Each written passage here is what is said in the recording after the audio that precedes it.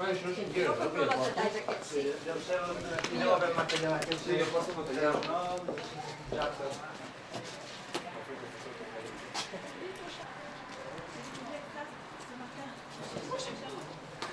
Buenos días. Buenos días. Hola, buenos días. Buenos días, good morning. Okay. There's an elevator and a stairs too, right? Okay, hi, morning. Good morning. Good morning, welcome. We're upstairs. Good morning. On to your right. Morning, hello. Hola, ¿qué tal? Buen día.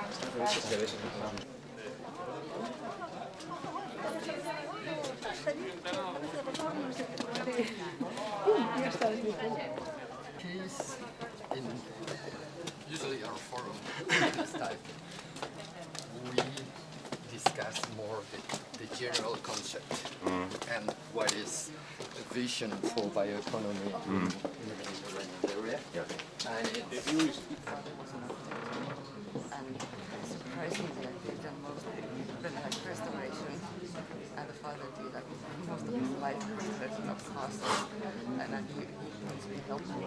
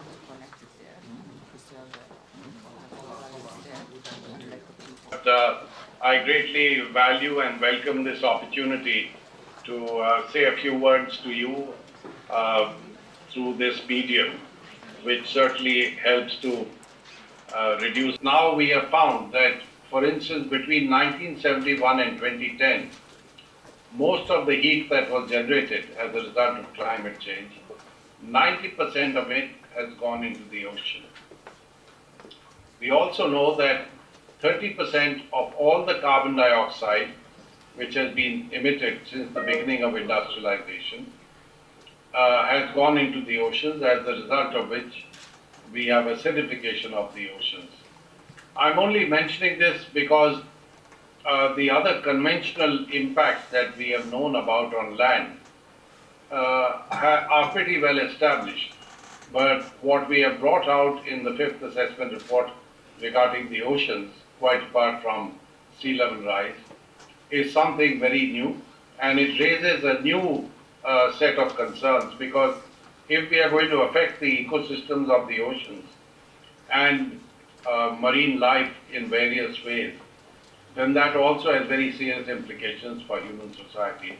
One of the things that's happening and will happen to a much greater extent in the future is the migration of species. In other words, certain marine species and fish stock which existed in one part of the oceans will now move to another location, and that's obviously going to have serious implications for fishing and the access to nutrition that obviously came from food that is based on marine species. I also want to mention the fact that we need to carry out adaptation to the impacts of climate change, because irrespective of how soon we are able to reduce the emissions of greenhouse gases, climate change will continue for quite some time, with impacts that are going to become progressively more serious. And these impacts, if I might add, are not merely in the form of a smooth and steady rise in temperature. One thing that we have found, and we completed a special report on the subject in 2011, is the increase in extreme events. Heat waves and extreme precipitation events in particular are going to increase in frequency and intensity. So, given all of this, it is now becoming crucially important that we start mitigating the emissions of greenhouse gases as effectively as possible. And the sooner we do it, the better.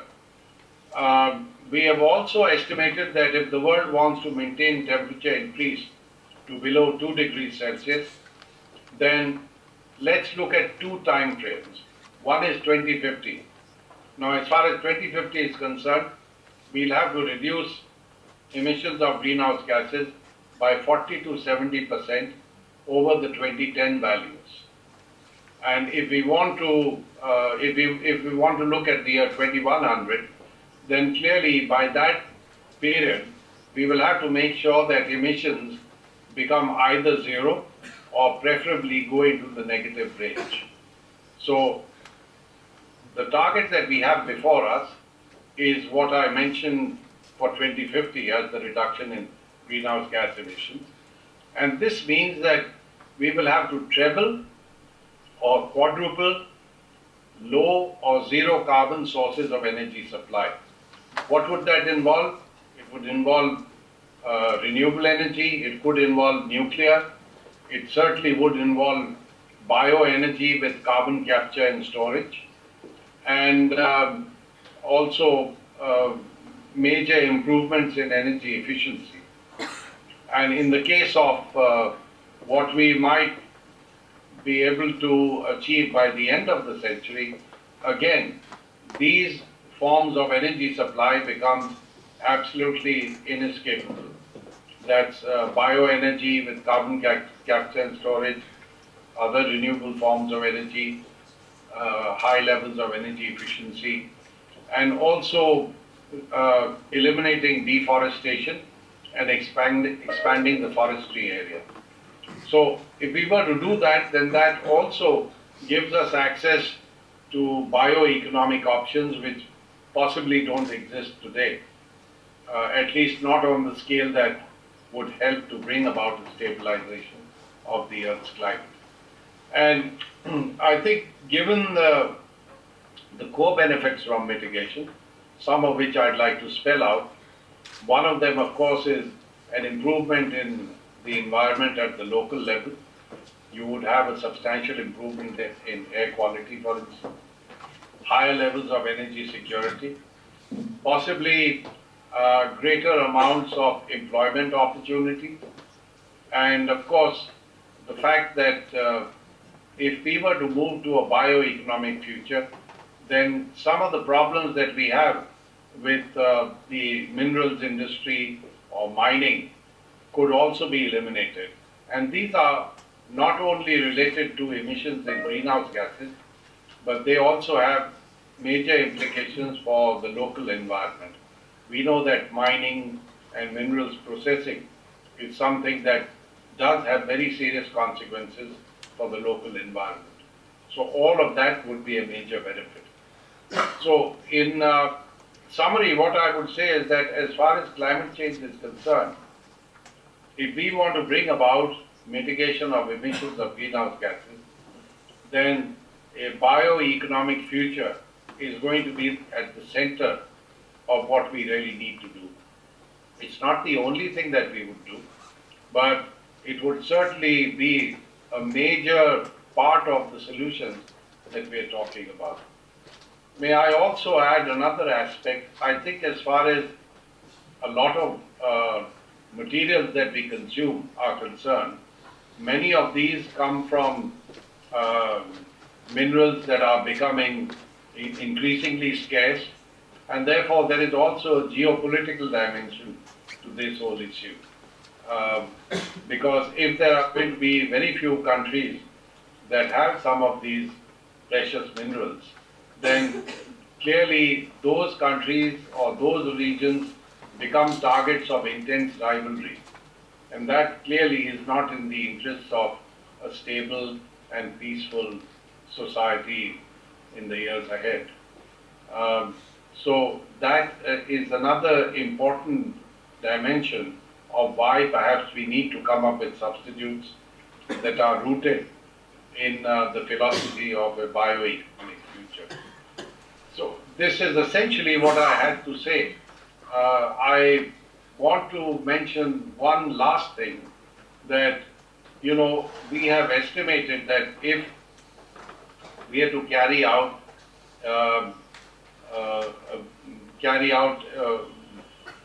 actions by which we limit temperature increase by the end of the century to 2 degrees Celsius, then for the first time we've also assessed a carbon budget, and that is essentially around 800 gigatons of carbon if we take all the greenhouse gases into account. Excuse me. And we have already consumed well over 500 gigatons of that. So what we're left with is a very small amount in terms of the budget that would allow us to limit temperature increase to 2 degrees Celsius. And therefore, if we were to move towards a bioeconomic future, then clearly we have a much better prospect and much more time to be able to use up that budget, because if we continue on business as usual and base all our activities essentially on fossil fuels, essentially on the kinds of structural trends that we have in economic activities today, then we're going to find it very, very difficult to be able to limit temperature at least to 2 degrees Celsius. And here, may I say that the sooner we start, the better it would be, because if we don't mitigate adequately in the coming years, then we would be requiring technologies that would bring about a very sharp reduction in emissions. And frankly, these technologies may or may not be possible in the years ahead. And therefore, it is in our interest to start mitigation activities as quickly as possible, as extensively as possible, and a bioeconomic option for supply of energy would be an increasingly important part of this kind of scenario. So I'll stop here, and I'll be very happy to answer any questions that ladies and gentlemen have. Thank you very much, Dr. Pachauri. Are there any questions for Dr. Pachauri before we are ending the conference after the questions with Dr. Pachauri? Are there any questions now for Dr. Pachauri from the audience or from the table? No questions? Yeah, there's one question there. Please.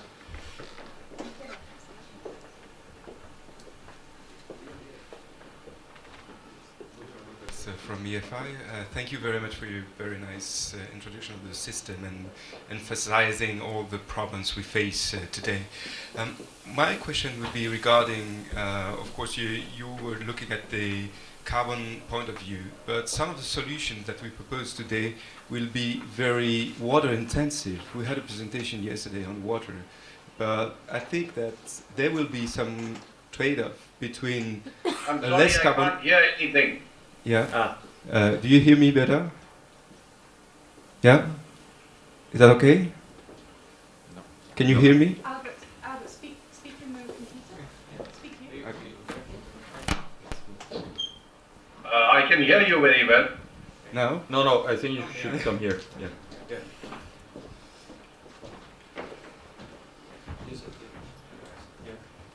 Okay. Thank you. Can you hear me now? Speak in the computer, Yeah. Nicola. With the computer. Okay. So I first started to thank you about your presentation, and my question would be regarding trade-offs between carbon solutions that we can propose today and try to evaluate today, and the water because water will be quite a difficult resource, and there will be quite a huge fight on water resources. And some of the possibilities that we think of today, and I've heard, for example, nuclear energy, they require water to cool down the system. So water is it's one part of the system, and we can't think about reducing carbon without also reducing some other footprint like water, but it could be also land use in general. So we have a combined system which is quite complex. So I would like to know about these interactions and how you feel about these interactions and how you take it into account when you design a project which is reducing carbon footprint. Thank you. Yes, I think that's a very good question, but may I say that essentially a great deal will depend on local conditions. Now, if there's a place where there is an abundance of water, and unfortunately water is not distributed equally across the globe, then of course in those locations it might be perfectly feasible to set up nuclear or whatever form of thermal power generation that we have.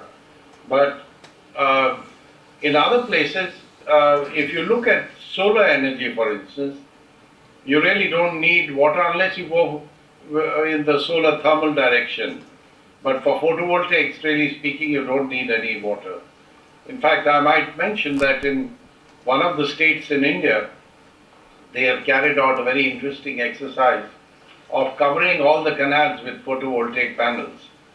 And the benefit of that is that firstly, you don't need to buy land, and the canals in any case belong to the government.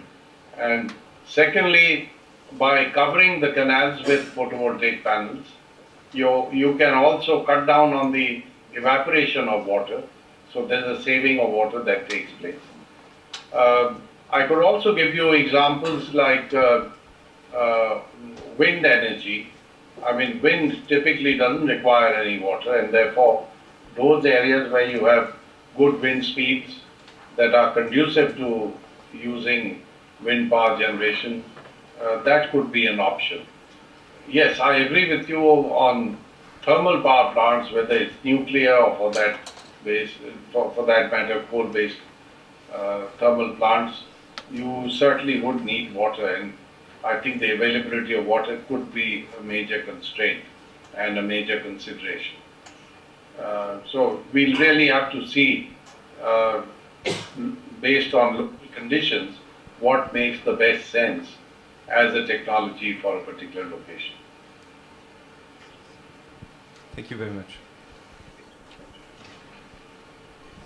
Are there any further questions? One more question for Dr. I'm afraid you will have to come up here.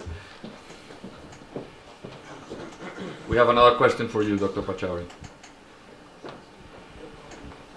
No, sit down. You don't need the microphone. Okay. Good morning, Dr.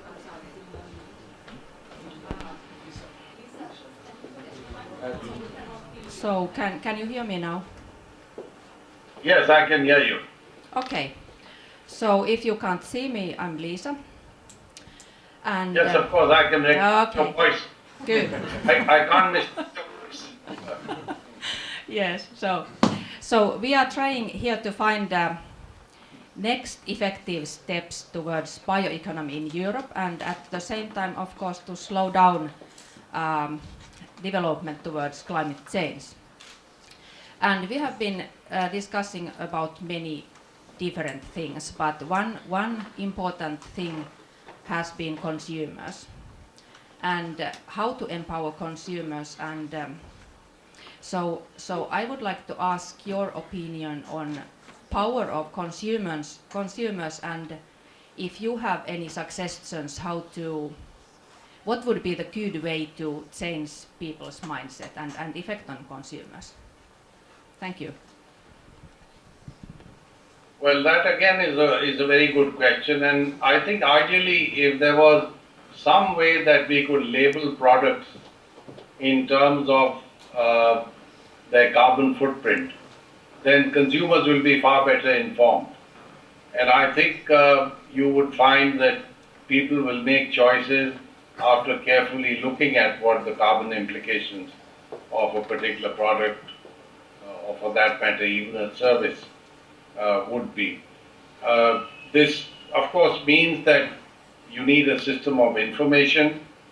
You probably need some kind of regulatory arrangement whereby the carbon implications of every product are carefully developed on the basis of some guidelines and criteria. But something like that, I imagine, will emerge. It's just a matter of time. And basically, what we need to do is to inform the consumer.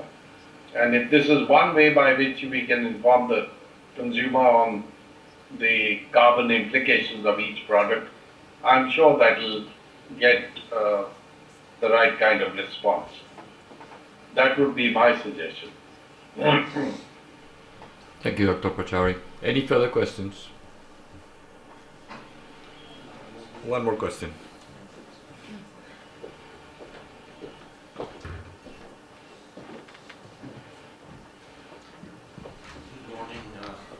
Good morning, Dr. Pachauri. It's Michael Skoulos.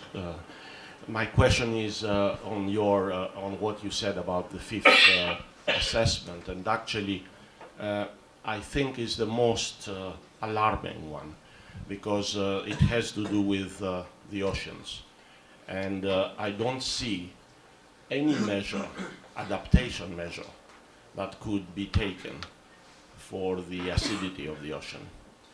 And this actually goes against our conference here, because even if we have small gains with bioeconomy on land, we are not going to balance the damages in the ocean. So what is the reaction? What is your thoughts about this issue?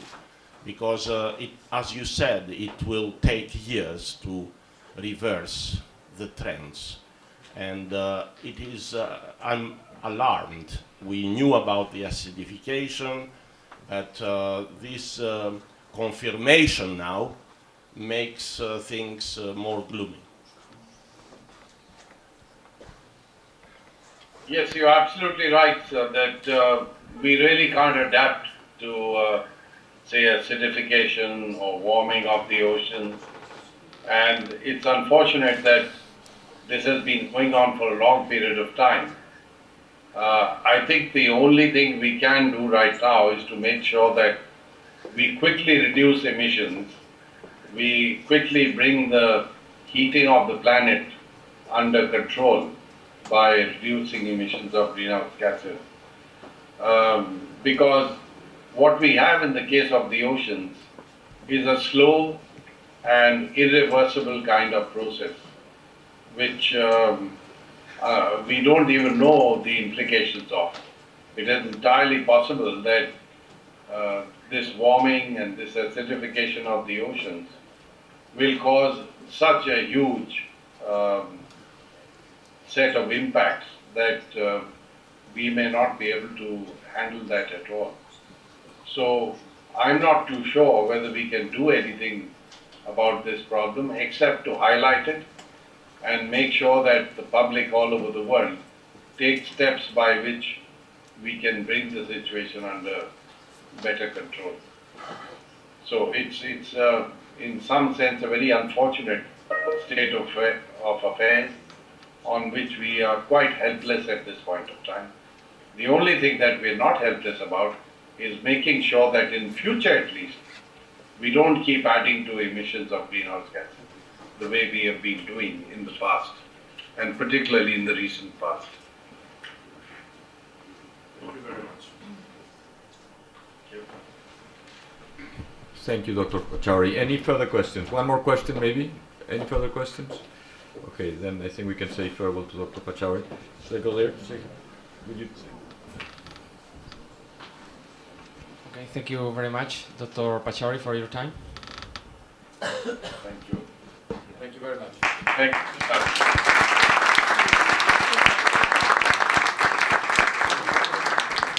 Thank you very much. This is an independent body within the government structure, politically and economically independent. It is composed by mostly scientists, academicians, and a few businessmen. It was created 16 years ago, back in 1998, with one idea, which is to advise the government on key issues that affected the sustainability of the country, of Catalonia. There are mainly four missions. One is to produce reports on a permanent basis, reports that are ordered normally by the government. Sometimes we produce those reports on our own sake when we decide that there is an issue or a theme that is important enough to analyze it. We are also building an agenda for the sustainable development of Catalonia, which actually and hopefully will be published very soon, with the 12 key areas, and in each area, like water or resources, in each of those areas we will identify the key issues that are game changers in the not only short but also medium and long term in Catalonia. And finally, one of the missions we just received from the government is to communicate or helping communicate the risks of sustainable development to the population. So that's what the CATS does, and it's a privilege being here with you today. Let me now introduce the session. Again, the title is Strategy into Action, and we have today three panelists plus Dr. Pachauri, who you just heard, so four, and I'll have the pleasure of introducing each of them. Elisa Tonda, as you probably all know, she's from Torino, an environment engineer. She has worked for the United Nations already for 12 years, and since 3 years ago she leads the business and industry unit in the UNEP division of technology. She's an expert. She has been living for a long time in Latin America. I just checked that her Spanish is as good as mine, and she will be the first panelist to intervene. We have also Dr. Chadi Mohana. Chadi is from Kfar Debin, did I say that Lebanon. Right? Very close to Beirut in Lebanon. He's a doctor by the University of Rennes in Brittany, in France. Not in forestry, but in animal production. For 17 years he has been working for the Lebanese Ministry of Agriculture, and he's today heading the direction of rural development and natural resources in Lebanon. And then we have on my right a very good friend of CATS, who is Mr. Dr. Antoni Trasovares from Barcelona. Dr. Trasovares, he's currently the General Director of Natural Resources and Biodiversity of the Catalan government. He holds a degree in forestry and forest management, and he's a doctorate in economics from the University of Joensuu in Finland. So that's the panel we have here today with you. The way this is going to work, and I'm going to be a little bit strict with timing, is that each panelist has, they had 15 minutes, but because we are a little bit late, they will have now 10 minutes, if I may ask you, to just expose their ideas. We will, after their after all the interventions, then we will give the word to the floor. But before that, after each intervention, they will formulate one question that you will be able to answer with a yes or a no on a hopefully on a little device that each of you have. Okay, so it's 10 minutes, question, next panelist, and at the end, Q&A. Thank you very much. So, Elisa, you have the floor. Publication, whose acronym, I'll go with plenty of acronym. If I see question mark faces, it means I forgot to explain one of them. It's called GEO, GEO, Global Environmental Outlook. And in 2012, we issued the 5th edition, and we're now preparing the 6th edition. And what this report is doing, it's actually mapping the quality of the environment globally through the use of 90 indicators that look at a number of aspects, including the quality of air, land, water, biodiversity, chemicals, and waste. And what I just have been putting in the slide, and for the sake of time I will not be reading through it into detail, are the findings of this report, which obviously was pretty alarming, but that's not a big surprise. Out of the 90 indicators, only 4 of them have been showing positive progress, and these 4 are the ones related to ozone-depleting substances and the impact of the Montreal Protocol. For all other indicators, the trends are quite impressively negative. And obviously, that is offering to us a picture that calls to our mind the need of thinking something which is different from business as usual solution. The challenges that we're facing, the impact on the environment that we have been generating through our activity cannot be addressed with the solutions or with the practices we have been implementing so far. And just an additional element which is not covered in the slides, but there's a link at the end of the presentation. We try to transform the information that is included in the scientific assessment that has the size of a dictionary, which means it's not really very easy to read, especially for decision makers. We translated it into something which is more practical, both at, and which is relevant at municipality level. So there's a GEO5 for cities, and there's one which is for business, which is again an instrument to show to business community what it entails for them, the transformation of the natural environment that we are seeing happen. As I was suggesting, the solutions that are there to address the challenges of the changing natural environment are probably not solutions that we can address with the same mentality that has generated this situation. So that's what we're trying to offer, some hints and some recommendation within our work on sustainable consumption and production. A work that is pointing at new innovative approaches that look at the entire life cycle of products and processes, look at the entire value chain, meaning production processes, but also the communities that receive or are taken value from those processes, and which look at a combination of product, process, organizational approaches, communication and marketing as all aspects that were already raised in a number of interventions that were taking place before.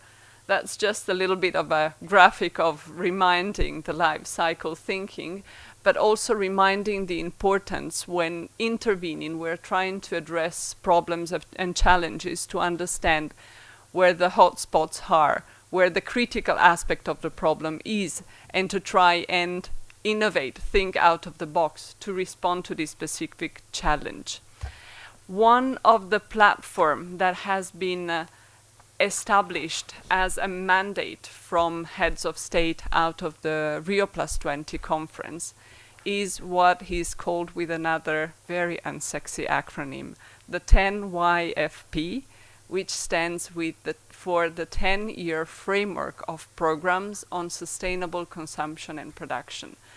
That is a decision that started at government level, but needs to be a solution that has a multi-stakeholder impact. This initiative, this framework of program has the aspiration of providing solutions that do change, do shift away from unsustainable patterns of consumption and production, lead to more sustainable patterns of consumption and production, and do that at an upscale level. And let me just dive a little bit on this element. We do have fantastic best practices in a number of, in all countries, developed countries, developing countries, emerging economies, in large companies, in small companies. How can we make sure that these cases do not remain cases but are a mainstream for change, do generate an impact which is measurable on a macro scale. This platform has the ambition of doing that. Within that platform, I need to frame correctly what's the role of UNEP. UNEP isn't but a secretariat, a facilitator of this platform. The platform is a multi-stakeholder engagement that brings together government, both national and local government, private sector, consumer, civil society organization, to bring together already existing best practices, solution approaches, and scaling it up, and eventually identifying what missing solutions need to be brought to the table to address the challenges that we were describing before. In order to organize that effort, governments have asked us to start approaching the issue of sustainable consumption and production within the framework of 6 programs. Again, we probably are starting small, but that's where we need to start, given the fact that the ambition of addressing this challenge is pretty daunting. So we are starting to work on issues that are sustainable. You see them on the slide, the 6th program. The one with the nicer drawings are the ones that are, let's say, older in life. They were launched jointly with the program at the Rio+20 conference, and these are sustainable public procurement, sustainable tourism, including ecotourism, sustainable buildings and construction, sustainable lifestyle and education, consumer information. All these programs already exist, have been launched, and are starting to gather partners of the different stakeholders group that are willing to provide solutions, to work together jointly with other partners and experts to provide this transformation, this change. The last program, the one in the round shape, has been approved more recently, and it's therefore still in the making, and it's the Sustainable Food System program. And we expect this to be launched something around March, April next year. And let me just conclude with one slide that is associated to one of the publications I was referring to at the beginning, the GEO5 for business, the translation for the business community on the messages of our scientific assessment, the global environmental outlook. Within this publication, within this study, we try to highlight what have been the risk posed by this change in natural environment to the continuity of business operation. But we also try to point out to the existing best practices that are out there in terms of companies that have already seen well ahead the risk that they could be facing because of these changes in the environment, and have started to change their business operation in such a way that sustainability became one of the core elements of their own business strategy. And I just extracted one case of an Indian company, a small company that has a chemical producing company that has decided to completely change their production process in such a way that all their chemical products were bio-based chemical products, the most of them being based on waste.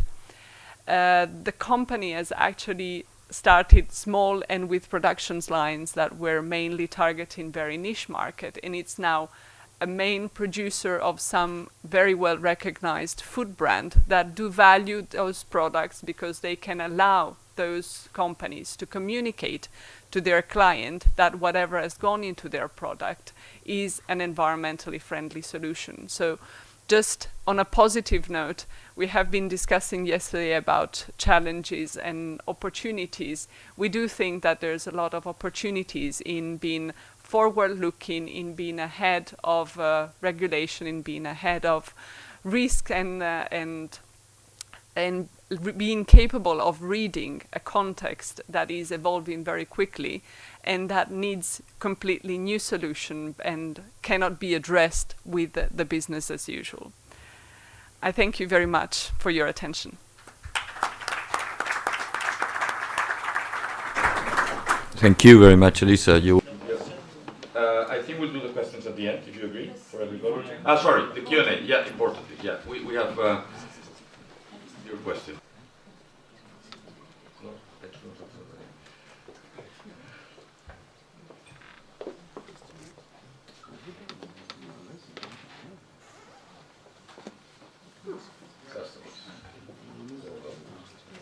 do you agree, Elisa? Well, I did not come with a fixed reply, and I was very curious to see. Probably I do, but I shouldn't be saying it too loud. Very well. I think we can talk about this extremely important issue at the end of the three panelists' intervention. And now the floor is yours. Strategy of bioeconomy for Finland, and tried to read it, and I found the definition that base the principle of the economy on the renewable resources coming from the forest.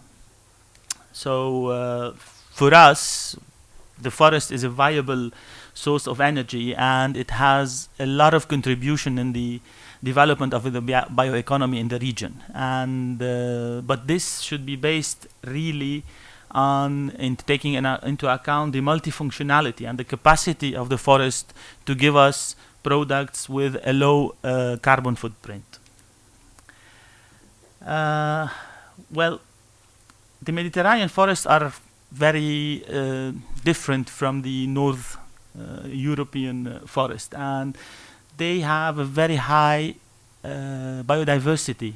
I take the example, I have to use it here. This is the map of Lebanon, for example, for those people who doesn't know. The whole thing that you see of Lebanon is 10,000 square kilometers with a total length of 220 kilometers. And you can see in a very small area, these two landscapes in a difference of 20 kilometers, you have these two landscapes with a very different ecosystem, different kind of plants, highly endemic action. And according to the last publication of the State of the Mediterranean Forest, approximately 25,000 plant species are in the area compared to 6,000 in Central and Northern Europe.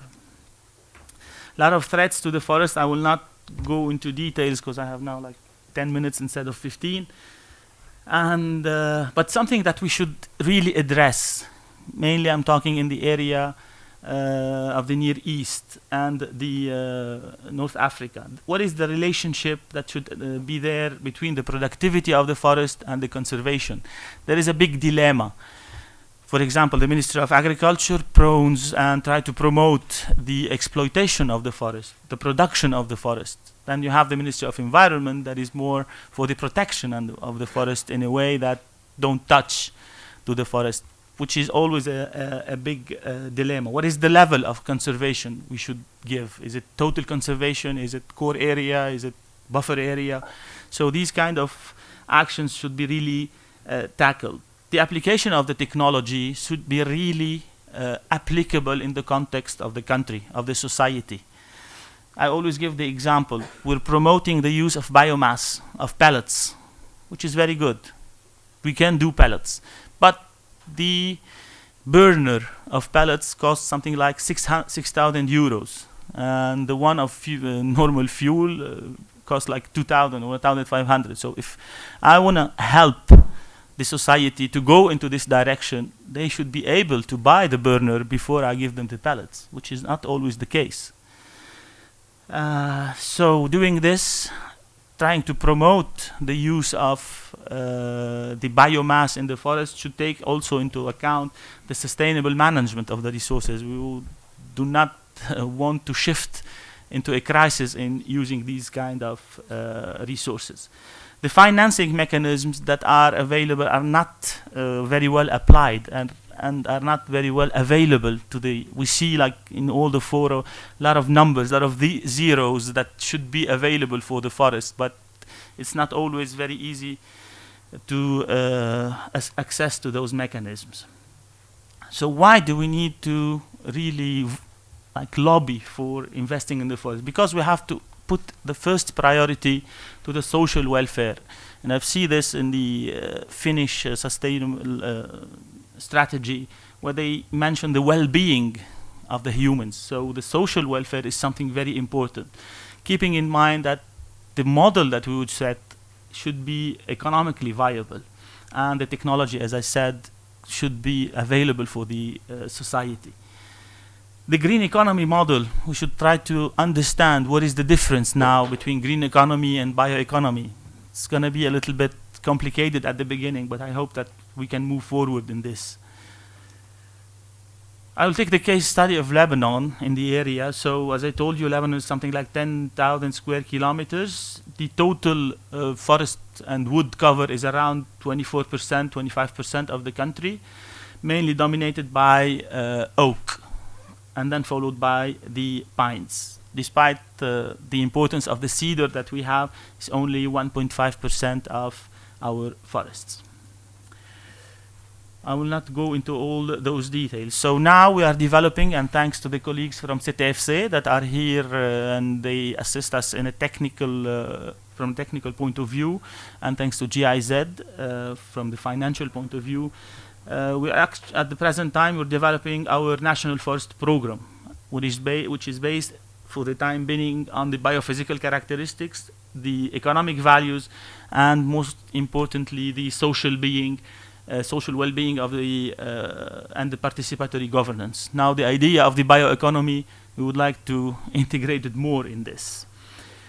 So how to evaluate the forest ecosystem in Lebanon? So we've done some studies that needs to be refreshed a little bit, and for the time being the forests are around 0.25% of the national GDP, because we are not really well evaluating all the services that are produced by the forest. Provisioning services, regulating services, the cultural one, the support service.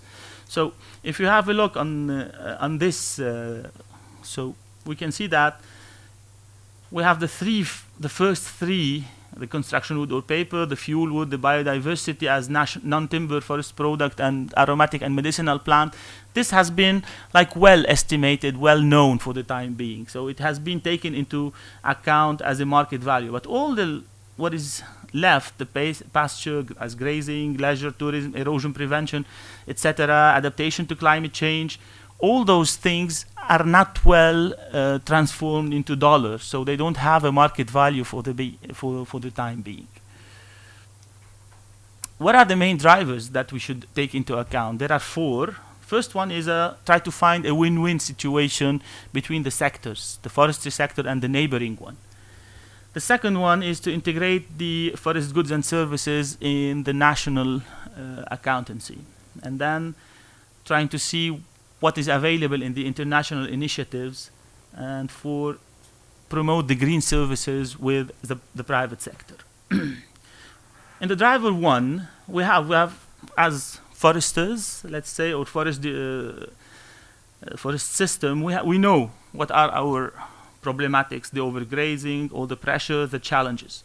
But we have to see with the other sectors. So if we take the sector of agriculture, like by going into land regrouping, trying to control erosion programs, we can find a win-win situation.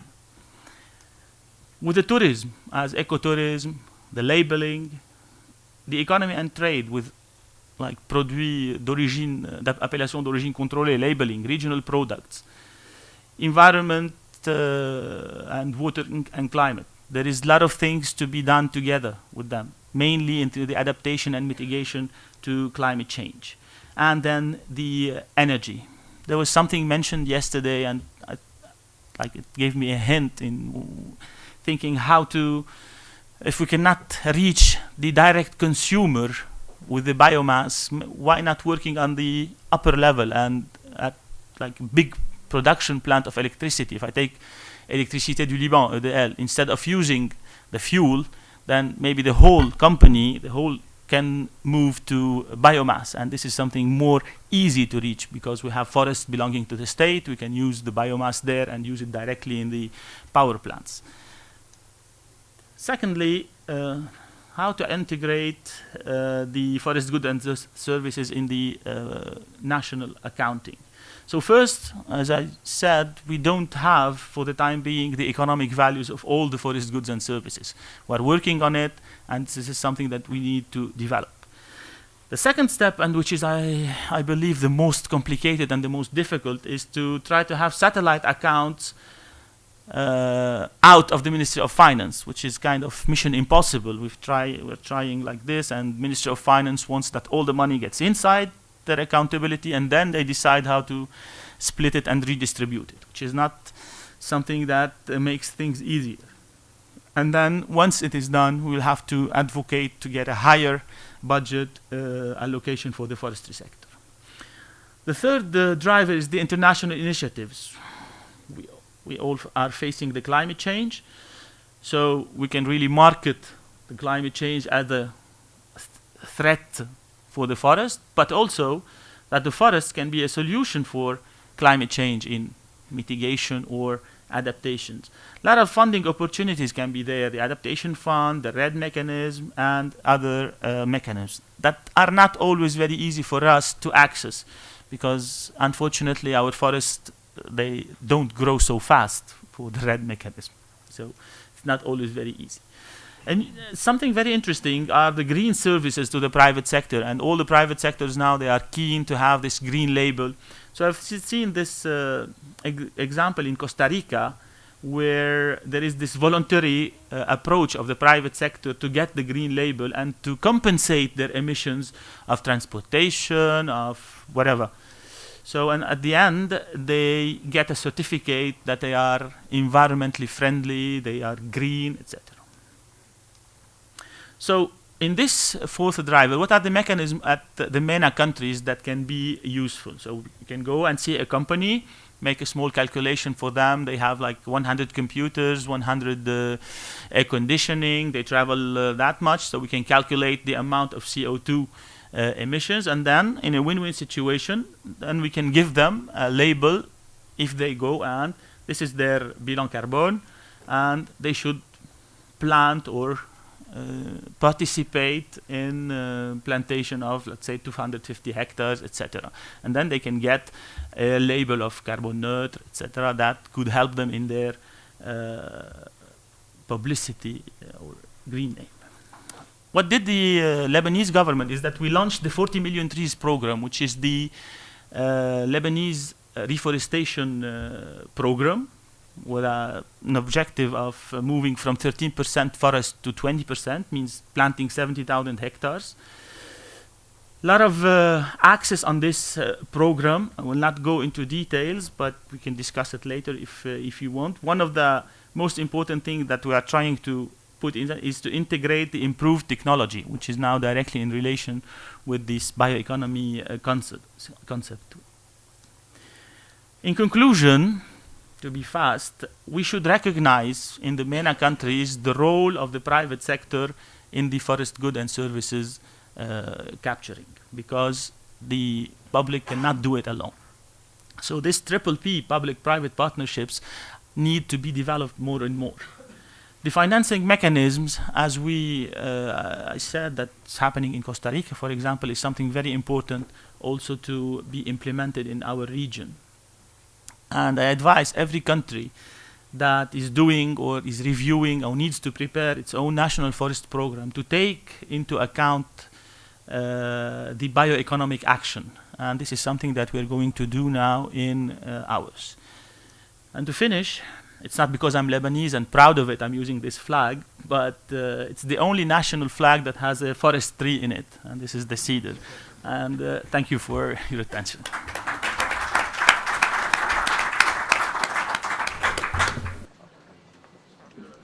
Very optimistic this morning. Very well. Okay. Dr. It's well known, but I think, yeah, it's a good approach.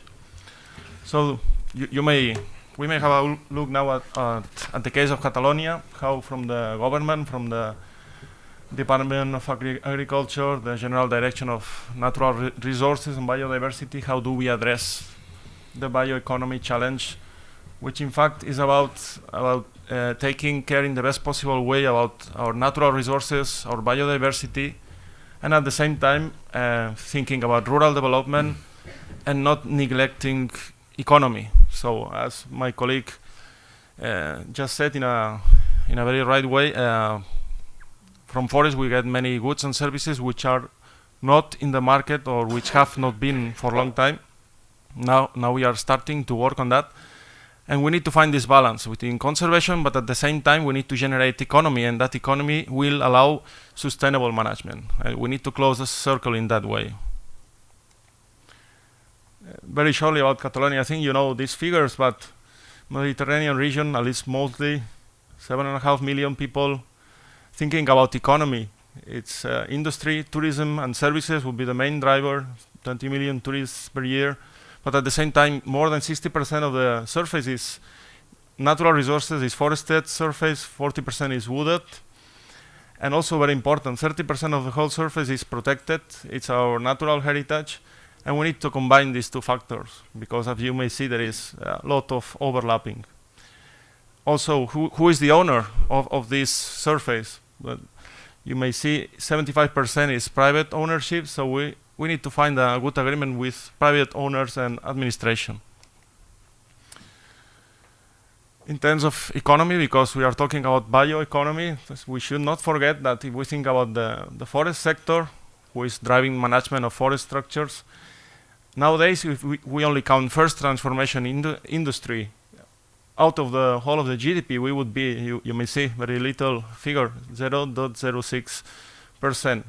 But as it was just said, we have lots of goods and services.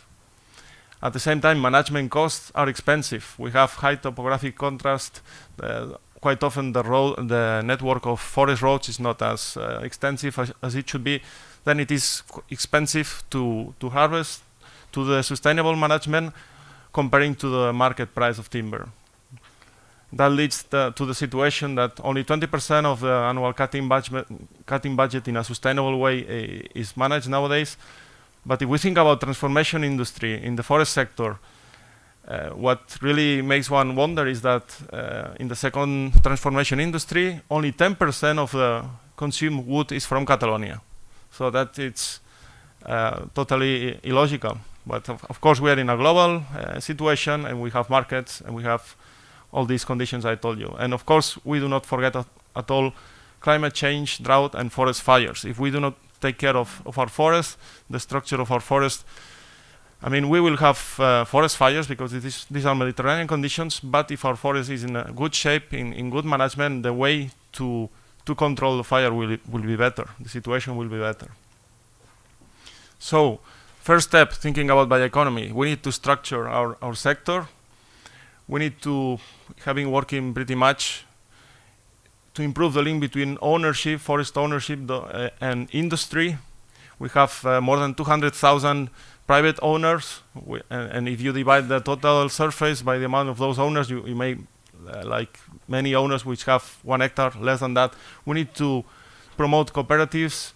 Also, when we think about forest mobilization, we need to classify products so that the industries may reach the product they are aiming at their own business in an easier way, and that also leads to better market price. And at the same time, once we have this bioeconomy, this sector structure, we may play with the bioeconomy concept to, first of all, of course, environmental sustainability, but at the same time, this playing with knowledge, this technological innovation. So we need that our sector is producing some products which have higher market value, and then the whole of the wood chain is more feasible, and the different actors get profit, and so on. And finally, but of course not least, this rural area inclusiveness and creation of jobs at the rural level, because as you may know, most of our population is in the cities. In Barcelona we have more than 4.5 Barcelona area, and out of those 7.5 million. And before entering to applications of bioeconomy in the sector, another factor which I think is really crucial is to bring together our scientific community, technology transfer together with industry, together with the owners, and together with the end users and the designers. For example, if we think about the use of timber, We are talking very much lately with architects. They design buildings, they will design the restoring of existing buildings, and we may reach this use of higher added value products. And how are we implementing that? For example, in the coming Common Agriculture Policy funding, we have these European innovation partnerships which bring together these different actors and promote that research and innovation is done in a joint way so that we may go straight to the main objective in an efficient way. This does not mean, of course, that we are not promoting science and let's say more conceptual science knowledge about climate changes, climate change effects in our natural resources, biodiversity. We do that at the same time, but this implemented way is very important to reach our objective, so that we, out of these teams, we will get economic growth and added value. Clusters also play an important role in this exercise. You may very quick look at our wood sector. It's traditionally based on family structured companies. Nowadays, the main product are those pallets. You have it here for construction, for transportation of construction products. This is a low added value product, which it's feasible to have it in the industry, but while we keep this, we need to open other lines of production and other products which allow having our wood chain and our sector with better projection. And for that, for example, here in the wood technology level, we are working closely with the wood technology center here in Catalonia, with the architects and with the industry. And we are really trying hard, also playing with subsidies. We promote this joint work. In the next round of subsidies, the people and the projects which are trying to reach this added value, then they will have better chances for subsidies. And we are thinking about this building restoration and refurnishing, which maybe out of the total timber in Catalonia will not be a big figure, or we will not start like that, but if we open that line, then we are already in a better situation. And for example, we are in the short term thinking on promoting the use of local timber in some of the government buildings, which will be restored in coming times. Biomass is also very important. Biomass for bioenergy and renewable energies. This will allow providing market price to that timber, to that biomass that usually had no very small price or no price in the market, and which was making that the profitability forest management was or very close to zero or negative. So if we are playing with a decentralized bioenergy strategy. So we promote bioenergy for heat, and we try and we promote that the pellets or the chips which are used in those boilers and those district heatings come from local forests, and even better if they are used for forest fire prevention. Again, when we play with subsidies, this will be the higher ranking project for getting those subsidies. Also in the bioenergy biomass, there are those products which are going to be more competitive. Again, maybe in the start they do not mean much of the total biomass, but we are working with a very interesting project in the Autonomous University of Barcelona, in ICTA. They are playing in the same way as we could see in Finland with this pyrolysis, with these biofuels, these products that another of the main ideas to bring the forest sector to other sectors, this cross-sectorial approach.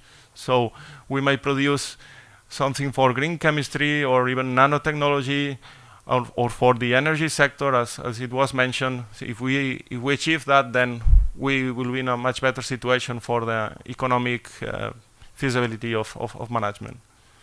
Cork is also a very important product for us, and cork forests are very traditional, very important in the Catalan forest sector. Nowadays, only half of the surface of our cork forest is managed. The other half has not been managed for quite a long time. So and at the same time, the local industries are rather using cork which comes from Extremadura, from another region in Catalonia. And again, we are working hard with the the owners and to create this link with industry and owners. And we also have a problem with the bark beetle, and we also will play with management of natural resources to improve that situation. Cork stoppers are a product of great projection, but the side product which is not used, I mean that part of cork which is not used for cork stoppers, we need to think again about innovation and added value products so that this side product is transformed into added value interesting products for buildings, for acoustic warming, isolation, and so on. And finally, non-wood products and services. How traditionally this has been in the market not in a big way or not in a consolidated way, that the transformation chain is not clear and integrated at the economic levels. And we have very interesting products. We have the truffles, which we have been promoting, and we have, as you may see, quite many. The permissions for cultivating truffles are increasing. The pine nuts, also they have at the end use in bakeries and so on, they have high price, but the chain from the forest to those bakeries is not well established, and the market needs to be well structured so that the owners get the economy to do the management, sustainable management of the forest. And mushrooms are very traditional, very important in our region, and people are used to collect them freely and with free access. But again, we are thinking on how we may regulate or not and establish a price that may allow some benefit to the owner, so that management of that area may be kept in good shape. And you may see examples of the truffles. You may see the 350, 400 euro per kilo, even more. The pine nuts, again, very relevant in our forest too, and mushroom collection and the yields, they depend on the climate, the market price. You go to markets, they are high, but again, how that reverts into resources for management. And also very important, we have a plan for management of protected areas, and as I told you, we take very much care of our natural resources, but at the same time, let's not forget recreation, sustainable tourism, so that those services we have from our forests may produce some economy which may be internalized for the sustainable management and for the people living there. And finally, the question I would have for you, from the administration strategy point of view, in which way a given regional government could improve the implementation of the bioeconomy concept. Option one would be with a specific legislation, regulation approved by the government, so constraining rather than proposing. For example, we could establish a decree which establishes that you need to use a minimum percentage of timber in buildings. Second option would be communication campaigns, convincing people, also using incentives, subsidies. Option three could be combining these two. And finally, we could leave it more free, more open, no need of direct intervention by the administration, just wait until the involved sectors do it. These would be the four options. Thank you. Thank you very much, Antonio. Thank you.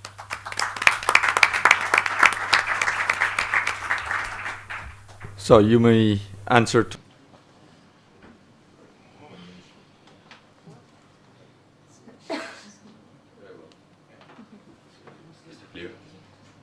Thank you very much.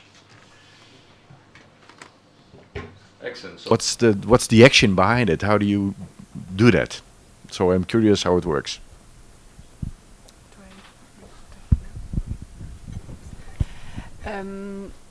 Well, currently it works under through the mechanisms that are associated with the 6 programs that I showed to you in the slide. So that's where we are starting to put action.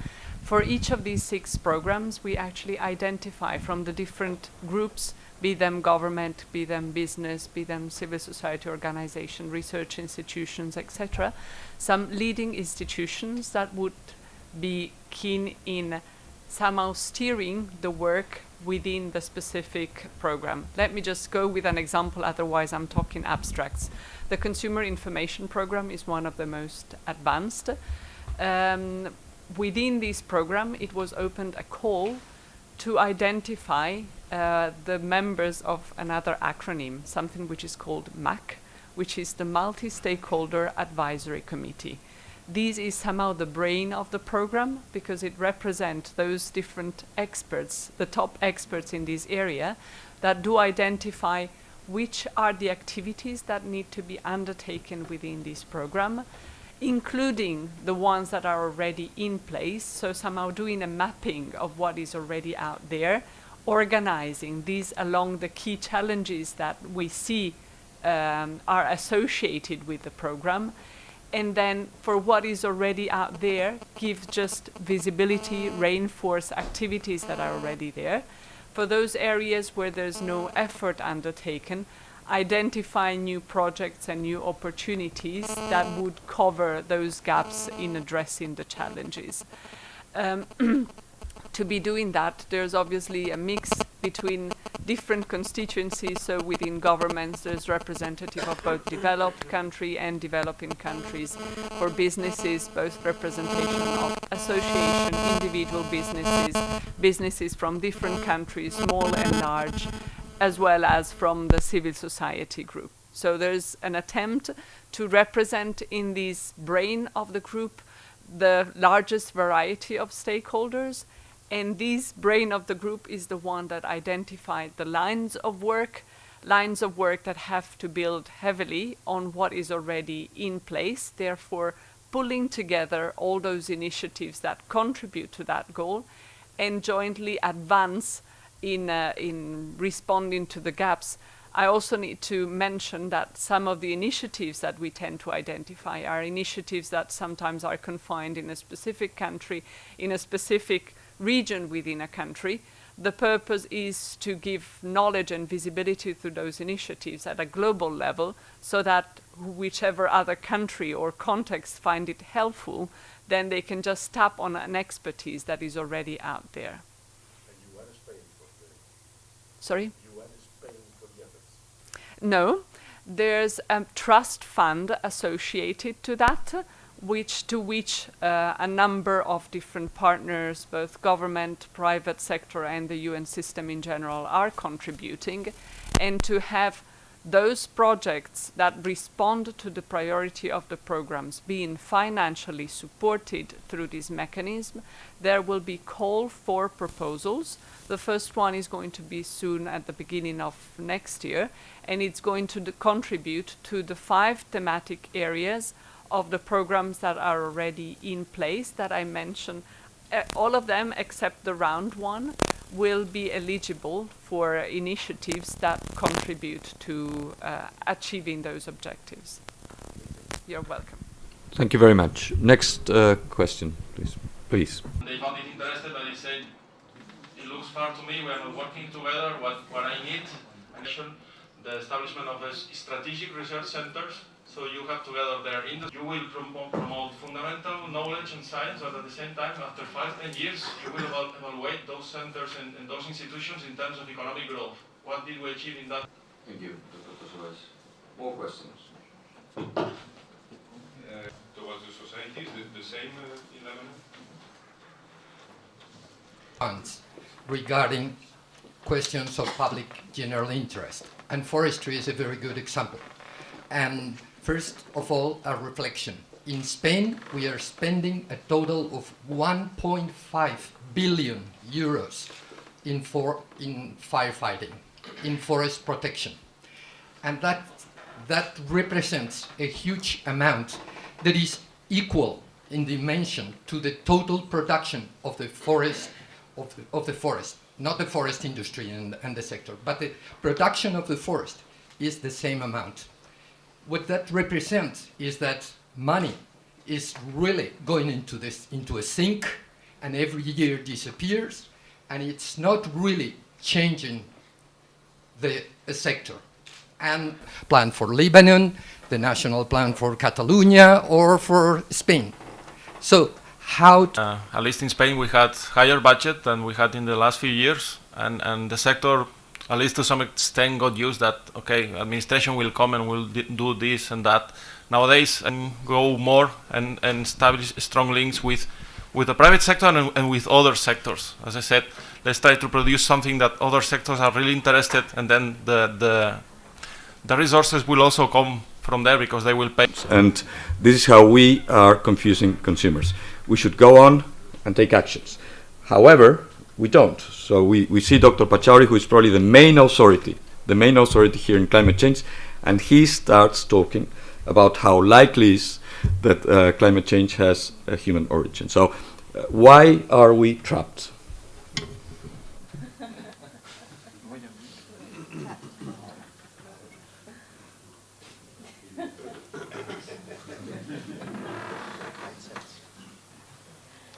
I hope it was not only from me. You're more disciplined than the others do, so I just... So you will be broadcast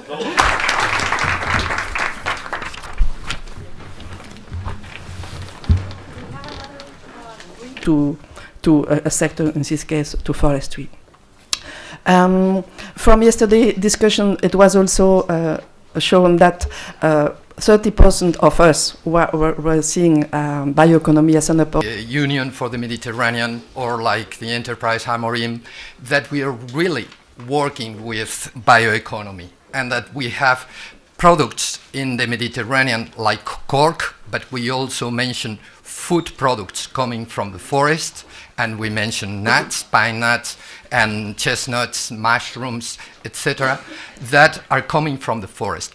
But we need an intersectorial approach, because only from forestry we're not going really to win the game. We need to work across sectors, we need to work across society, and with an involvement of the different stakeholders and to change attitudes, and also being conscious of the diversity that is within the region, because the east and the west, and of course the north and the south, we have strong differences. So I think that we really made progresses on sharing a common vision of the opportunities and challenges, like forest fires, like climate change, but also on proposals for action. And that was the second part of the session. All right, thank you, Mr. Chairman. And we also ended up with an action list. We used a technique of having few presentations from the different member states, showing their ambition level. Where do they want to be? What are their drivers behind the bioeconomy? We also used a voting system to get some ideas. What is the urgency? What are the main motivation between different players to actually move into the bioeconomy? And even though we found out that there is no single definition for bioeconomy in Europe, which I guess was no surprise, we were still able to find a lot of common ground and still thought that there is a need for a common European approach to develop bioeconomy in the member states. And one interesting aspect was really when we're looking at the drivers, that if we look at the regional or the national level, jobs and economy was the predominant driver. So this is really seen as a way to create new employment, new businesses for the areas, and also to reduce dependency on fossil raw materials, which was a close second. But when we moved up into the European level, then the importance of the raw materials actually rose, and also the climate change also became as an important factor. We asked about the urgency. We asked people, when do you think that we should have most of the oil replaced in material use by biomass? And the majority of people thought it should take place between 2050 and 2075, which is 35 to 60 years from now. So we have a good start, but we need to pick up pace. Thank you. Maybe the difficult question is how to combine action at different levels, because, for instance, it's very and we are in a region where the European community and the states are very important, but there are other countries that are not part of that. And so we need action at the international level with the Union for the Mediterranean. It's very positive to see that in May they took decisions on this line, but also we need to go down and we need to reach to local actions at the local level, and probably we need to develop pilot projects with different resources. And we all agree that the important thing is to get people to do things right now from the beginning. And we need integration. Smaller business ideas. So we need both investment incentives, but we also need activation. We need to get them into networks. And